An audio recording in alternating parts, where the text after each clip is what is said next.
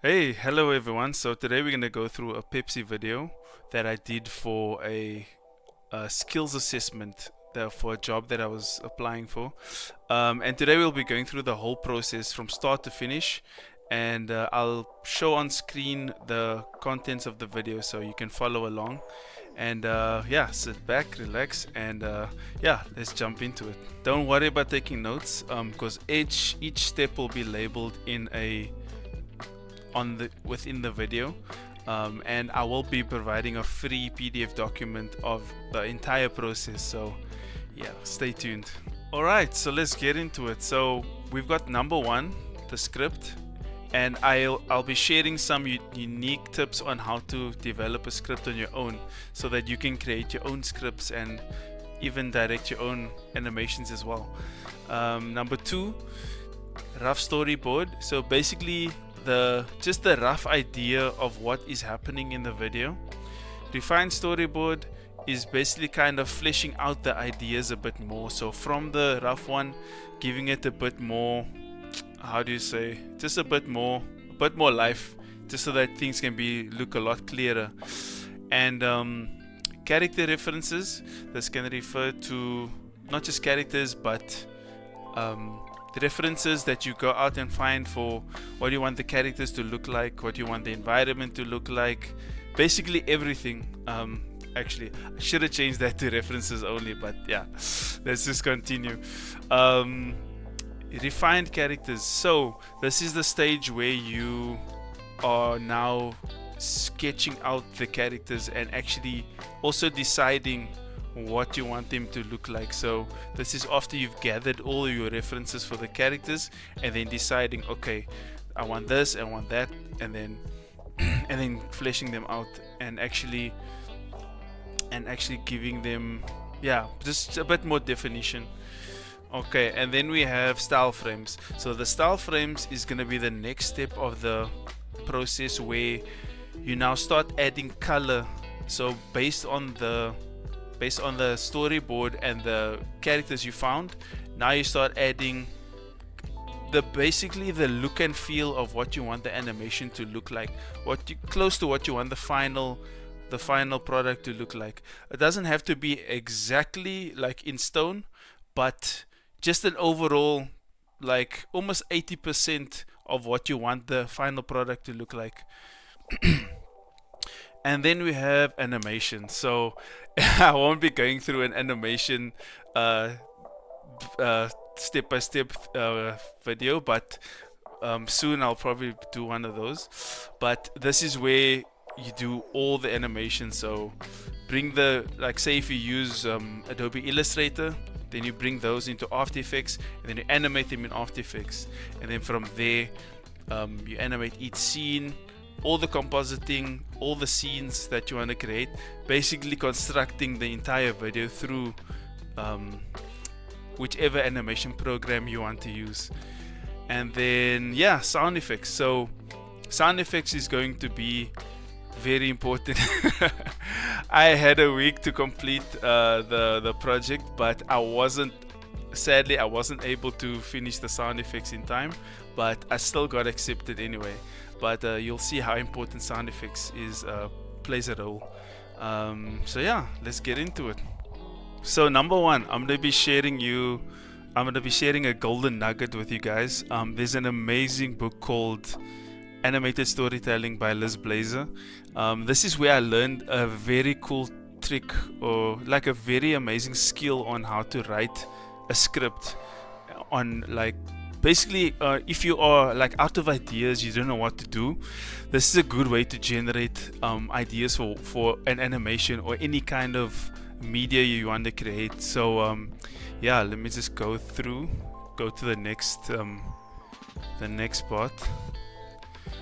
So step number one is write down everything, basically all possible ideas you can think of. So get a page, get a pen, get away from the computer, get away from social media, get away from your phone, go sit somewhere quiet or sit anywhere in nature, take a pen and paper and write down everything. Like basically empty your brain like dump every idea down on a page, like, but just write it down as words until there's nothing left, until you've kind of said written down everything that you've needed to write.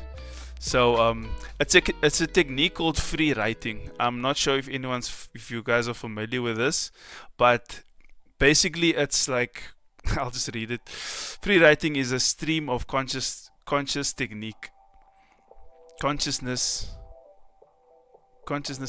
yeah, where you write continuously for a set period of time, so 5 to 15 minutes non-stop writing. So you don't edit, you don't worry about grammar, you don't worry about spelling, you just, every thought that comes to your mind, you just write it down immediately. And then yeah, it's used to help generate ideas, because your brain is actually really amazing. Your brain can come up with amazing ideas on its own, and people kind of underestimate how powerful the brain is. So this helps you to focus purely on your own creativity and like thinking of generating ideas just from what your brain comes up with. Yeah, I promise you, it's really amazing once you get the hang of it. And so, yeah, this is what it looked like. It's really untidy. Yeah, so basically this is the page that I wrote down, where I wrote basically every single let me just show you every single idea. So you can see here, just based on the video, like, because I had in mind, okay, I've always wanted to create a animation of like a cool drink on the beach, and that's all I had. I didn't know what else to put with it. So what I wrote down was, okay, sunblock, funky, blazing sun, heat, ice blocks, a can, bubbles, sound. Like, there's so many words here. And what I started to do, what the next step was, after I wrote down, like basically emptied my mind on everything about this idea, I wrote it all down. And then, as you can see, some of them are circled, which I'll get into now. The next step is circle the most appealing words. So narrow it down to at least 4 or 5 good ones. So each word that you circle, try and make that, whichever word is closest to the idea that you're looking for, circle those words, and then you basically discard anything else. So I circled a bit more words than usual, but they were all like quite important to what I was heading towards. The rest I kind of had to leave behind, because there was just too much. So you kind of just narrowing it down to your overall idea. So you can see even at the bottom it says, yeah, the product is relatable to anyone, brings people together, fellowship. That's the kind of vibe I wanted for the video. Targeted to youth, young adults, and I wanted the product to feel like it's refreshing. So obviously at the beach, one of the words was refresh. So I wanted it to give that vibe. So and then also there's some words that circled there at the bottom: joy, refreshment, fellowship, fun, exciting. Yeah, so and then you can just go on it's basically you can basically kind of ride the wave of the idea that you are creating. More ideas will start coming once you start while you start narrowing it down to what you're looking for. Circle the most appealing words. And I actually ended up writing 3 scripts. So they're all based on the beach and the refreshment and the cool drink, but they all have different endings. They all have different things happening within the video. So that you can see the first one, okay, 2 friends getting together.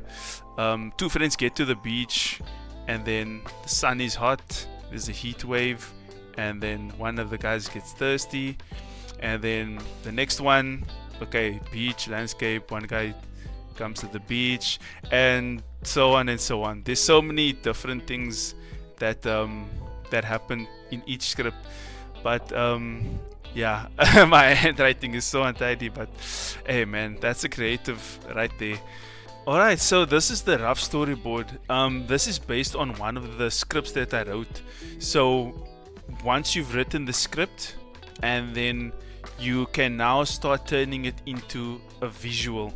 So this is where the rough storyboard comes in. So everything that you've written down, you can kind of maybe break it up into sentences. So from the script that you write, based on the ideas of the words, then you can turn it into a storyboard, and this is what it looks like. So we've got like the first panel is basically establishing shot, so the beach, and then it goes into the other scenes. So this can be as rough as you want. So you can see it's quite rough, it's quite messy, untidy. We don't want to do finished, polished works at this stage, because this is still the experimenting stage. So this is where ideas are still forming. So everything from here up till, I think even in animation stage, but in animation stage you kind of want to have things down as far as you can, but leading on to even before animation stage, you can actually change things around. So don't be too focused or too clingy onto one idea, because as you go along, things will change. So you can see that, okay, the sketches are quite rough, just a basic outline of what I wanted to happen. Yeah, you can see there, and I go to the next one. So this is basically, let me just move myself out the way, yeah, out the way. Okay, so yeah, this is basically a refined storyboard. So once the rough one is completed, then there's a refined one that you can do. So this is also with swapping things out. This is after looking at it again, swapping things out, seeing what can actually be better, changing things around. So I actually started putting this into Photoshop. So because I wanted to see things more, I wanted to change things a bit more on the fly. I could have done it on like pencil and paper, but I wanted to actually digitally change things on the fly. So so you can see I even started adding like what's happening in each shot. So like the first one is showing aesthetic shot of the sky, of the sun, and then of the beach. Then the characters arrive, and then this is a really good way to start planning out the structure of the video. So when it's refined, you're getting closer and closer to what it's finally gonna look like. It's almost like a final storyboard, basically. Cool. And then yeah, you can see there's the next one. This is yes, you can see this is the rest of the storyboard. So it's cool to even, you can flesh this out as much as you want. So you can even put a panel there for transitions. So like I have there of the guy with the can, and then the second guy that gets the drink. You can even see that there's a portal that a portal that actually like goes over the whole screen. So you can even put that in. So basically flesh it out as much as you want.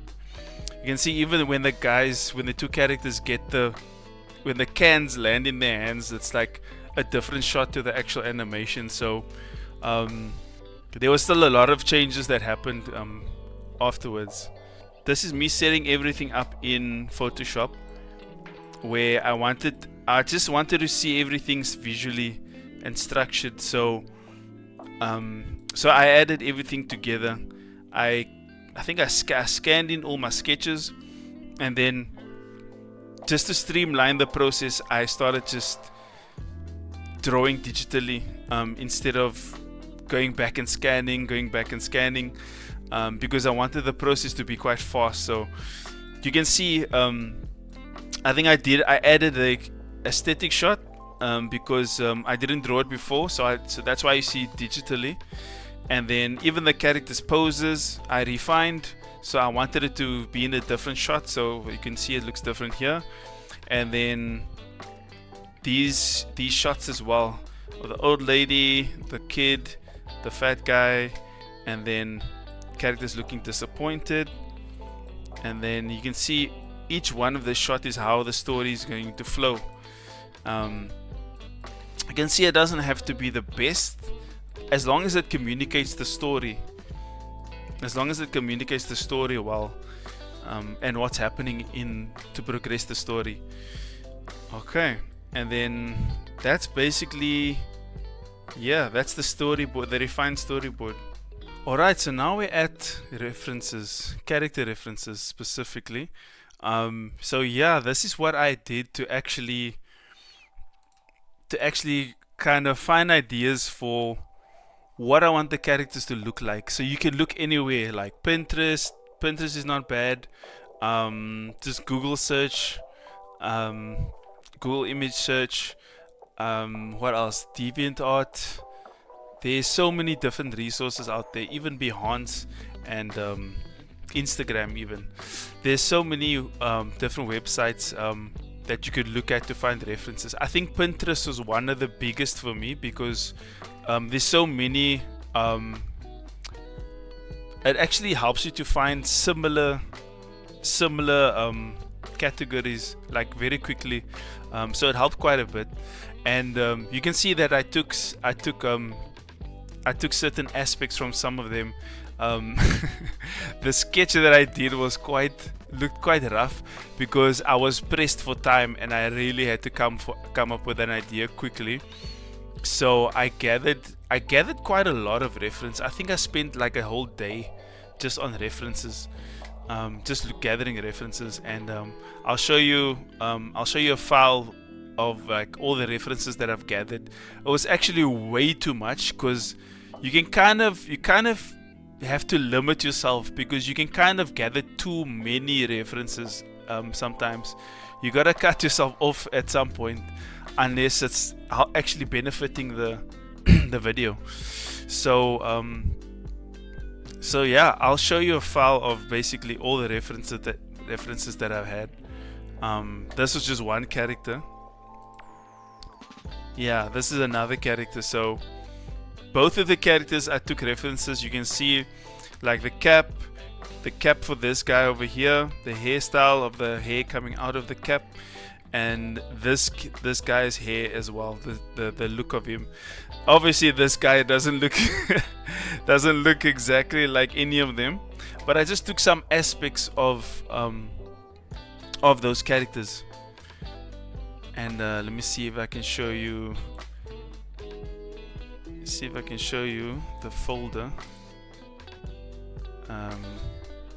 Yeah, so this is basically a folder of all the references I gathered. So you can see over here there's like even a reference folder for the aesthetic shots. So I was looking for like the beach and you know, like these anime style beaches and things. So like lens flares and like trees blowing and clouds.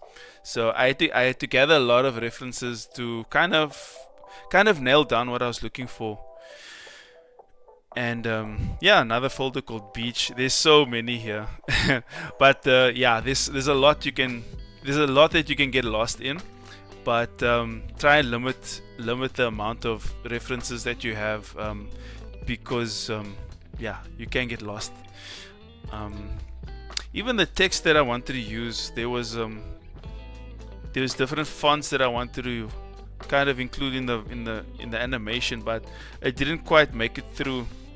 And here's a whole lot of every aspect. So even the annoying kid on the beach.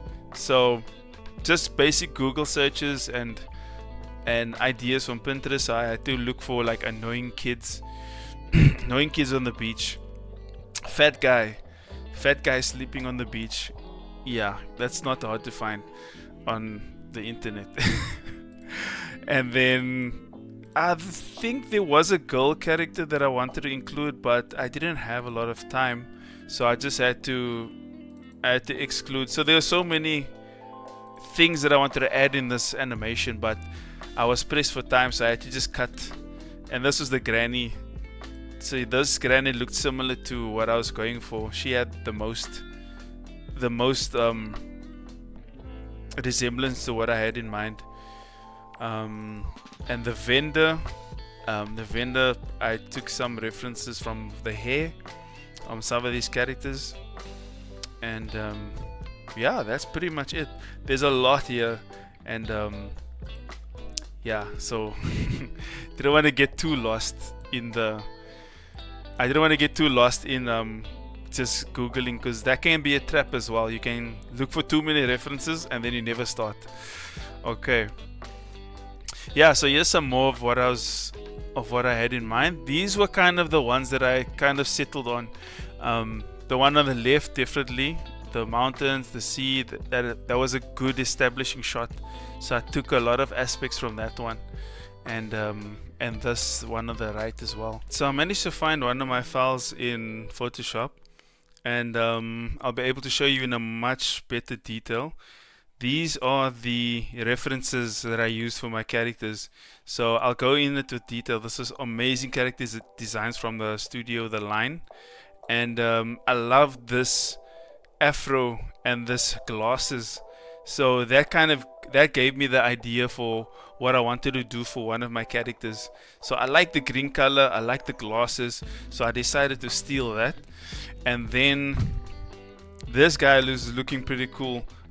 Also like the glasses aesthetic, the hairstyle. Didn't use the hairstyle, but the glasses was definitely what I was going towards. These guys, some not so much. This over here, this was actually, I like the overall design of the character. So like with the thin legs and just the body, because it looked very easy to animate as well, and I wanted to go for something unique. So as you can see, this was another one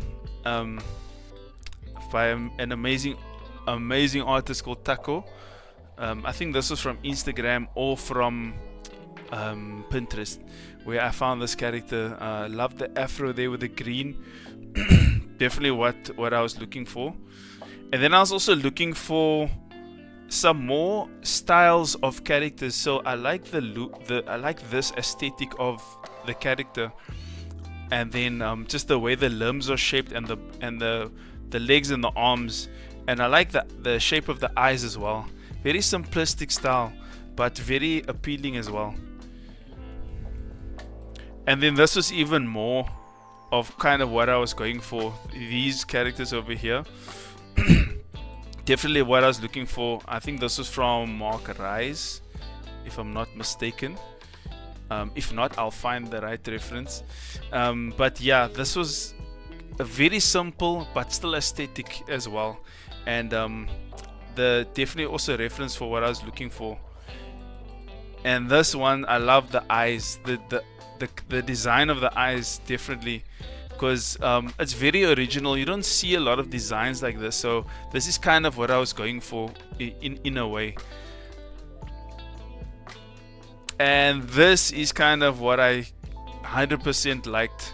This design, the eye shape and the eyebrows was definitely something I was keeping, because I really like that kind of design. So it was I can see how easy it could be for animating as well. So very good design as well. And that's basically what I wanted. And there's so many here. Some of them I didn't use, but a lot of them kind of contributed in a way to the final animation. And then here are references for the other character. Yeah, you can see it's a bit disorganized, but when you're in a rush, when you're in a crunch for time, you just gotta do what you gotta do. But yeah, and yeah, that's basically what I wanted to show you from the character design. Cool. And then once you've settled on your character, once you've settled on what you wanted your characters to look like, then you can create them in whatever graphic design program you want. Can be Photoshop, can be Illustrator. I went with Illustrator because there's a really cool there's a really good workflow between After Effects and Illustrator that I'll show some of further on in the video. But I kind of settled on these characters. I was getting really pressed for time because I needed to keep them as simple as possible. Another thing, you don't want to add too many details to a character if you're in a time, if you're worried about time. You kind of have to simplify as much as possible so that you can get things done and animate as quick as possible. Yeah. And so this was the style frames. So based on the refined storyboard, I started to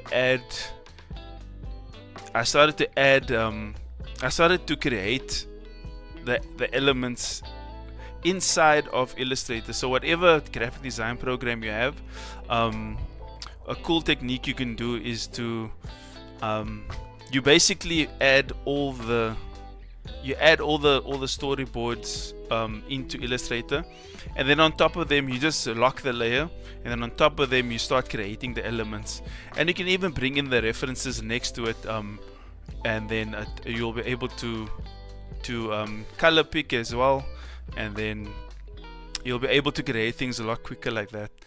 And as you notice, there's some shots that don't have any backgrounds, which is strategic, because once I bring it into After Effects, then I won't have to. I can basically use the same background, so it's gonna be quite heavy. The Illustrator file will be quite heavy if you putting a background on every single layer. So I kind of wanted to save some space. So you can see there, even this doesn't look like the final animation. There was a lot of tweaking that happened inside of After Effects. So each one of these stages is building up to the final idea. So here you can see characters arrive. There's the fat guy on the beach, the old lady, the annoying kid, and then don't know why that guy's head is there, but yeah. And then you see the vendor over here. Over there, the vendor again. So even all these effects, I went a bit crazy with the idea of how I wanted the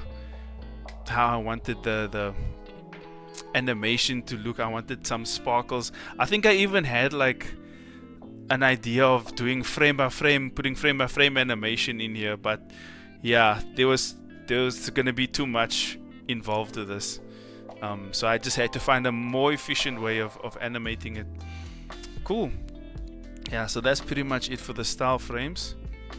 This one is going to require an entirely different video, but I'll just highlight some key steps, and I'll even show you the After Effects file that I animated it with.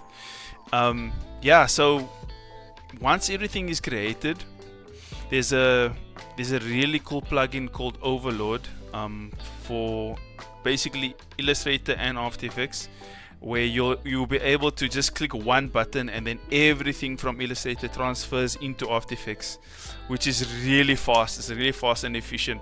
It's way more efficient than the usual way, where you can save the project file, the Illustrator file, and then import it into After Effects. But the thing is, every layer has to be separate inside of Illustrator and named. So you gotta name it correctly, and then save it, as you bring it into After Effects with all the layers separately. So yeah, naming layers is so important. I'm sure a lot of motion designers will tell you it's a pain to kind of go through everything, and it's just named layer 1, layer 2. But yeah, I'm going off on a tangent. So pre-compose. Yes, so inside of After Effects, if you're using After Effects, if you're using anything else, I'm not sure. Please let me know what else you use to compose.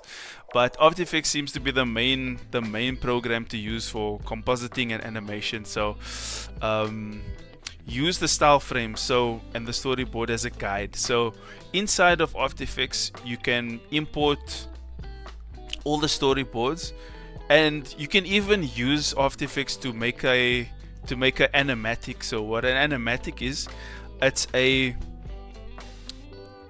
pre-visualization of the pacing of the animation. So it's basically a demo of what the sequence will be like in the final animation. So yeah, you can do that inside of After Effects, and it'll be all timed to how you want it to be. So once you're happy with that, you can even inside of After Effects save a comp as a animatic, and use that as a guide. And then once that's done, then you can import everything from Illustrator into After Effects. So whichever method you use, get it into After Effects and start animating. But one thing I would say, a good technique is break it up into shots. So it should already be in shots when you do the animatic. So every scene, make a comp for every scene that you have, because you don't want to have everything in one comp, because it's gonna get really complicated. See, there's a joke there. Complicated. But I would suggest make a master comp, and what that is you make a composition that has all the shots inside of it, and then the shots will be the scenes that are happening in the animation. But I'll show you what that looks like. I don't want to explain too much. I'll show you visually in a sec. Alright, so we are here in After Effects, and what I want to show you is that this over here is the master comp that I was talking about. So this encompasses the entire animation, and it has at the bottom it has the backgrounds and the music. Actually, no, not the music. The backgrounds included for how you want the animation to go. So as I scrub through, you can see each shot is here. So I'm highlighting this one here. This is shot 1, shot 2, shot 3, shot 4. So it'll play every sequence as is. It's just a more efficient way of working. And see, this is shot 1. Shot 1 is just the clouds. So I didn't have to add a background inside of shot 1, because the background is already on this one, because this shot is linked with shot 2. So shot 1 will just have the sky animating, and then shot 2 will be the background, the actual beach with the characters walking. Because I wanted a shot like this to happen, a shot where you can see the sky and the camera pans down and you see the guys walking on the beach. So I had to have every shot separate so that I could do this. So yeah, that's why it just makes it more efficient. It makes it more efficient working like this, because then you can do, not only that, you'll be able to do transitions really well with this method as well. Shot 3, shot 4, shot 4. Yeah, and each character has their own layer as well. So old lady, baby, sleeping guy. So you want to separate things so that everyone is. You want to separate things so every character is more efficient to move around. And yeah, so that is how I structured this. And if I just scrub through, you'll be able to see the whole sequence there. And the way I animated the characters was with joysticks. No, not joysticks and sliders. It was vidIQ, but that'll be in a separate video. And also the limbs are very loopy. They're like noodles basically. They were very easy to animate, but for limbs where I needed them to bend specifically, I needed to use joysticks and sliders. I mean, not joysticks and sliders, vidIQ for the legs to bend the way I wanted them to bend. Cool. And then all of these, some of these effects was made inside of After Effects, like this glittery effect over there below the cans there. yeah, this one was made in After Effects as well. Cool. So all of that animation took quite a while to do this, because I think I was in the second last day or the last day where I was still animating. It was brutal, but I got through it. And so yeah, that's pretty much the animation section for this so far. Alright, so now we're moving to music and sound effects. So once you've completed the animation and you now want to add sound, what I would suggest is moving it into rendering it out and then moving it into a video editing program. This can be anything from Premiere Pro, DaVinci Resolve, even Windows Movie Maker, because all you're doing is you're just adding clips to the video. That's all you're doing. You're adding music and sound effects to it. You can do that in almost any video editing program. So then you gather music and sound effects, and you can add it into the project and watch the magic happen. So it's such a nice feeling when you start adding sound to your animation, because you really start to feel like the animation's coming to life when you add music and sound. And I'll show you what my Premiere file looks like. And I'm not sure if you'll be able to hear music. No, I don't think you can. But that's fine. You'll be able to hear it when I play the clip later. But this is basically all of it.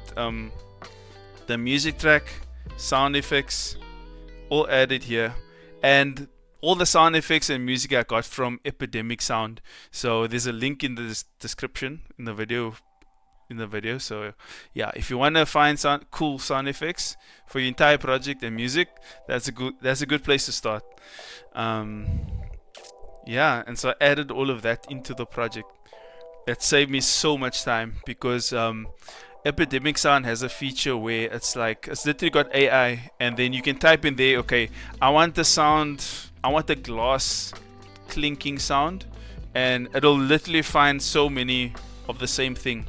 And then you can even look for similar sounds to a sound that you found, and it just saves so much time. Yeah, even a sound for music. So if you want, like, okay, I want a beach vibe, I want beach vibey kind of chill music, and then it'll give you examples of what you're looking for quite fast, and it actually helped me so much, save so much time. Alright, so that is that. Let me just go to the end. And that's pretty much it. That brings us to the end of the video, and I hope you learned something. And yeah, go out there, create something awesome. If you have any questions, just let me know in the comments down below.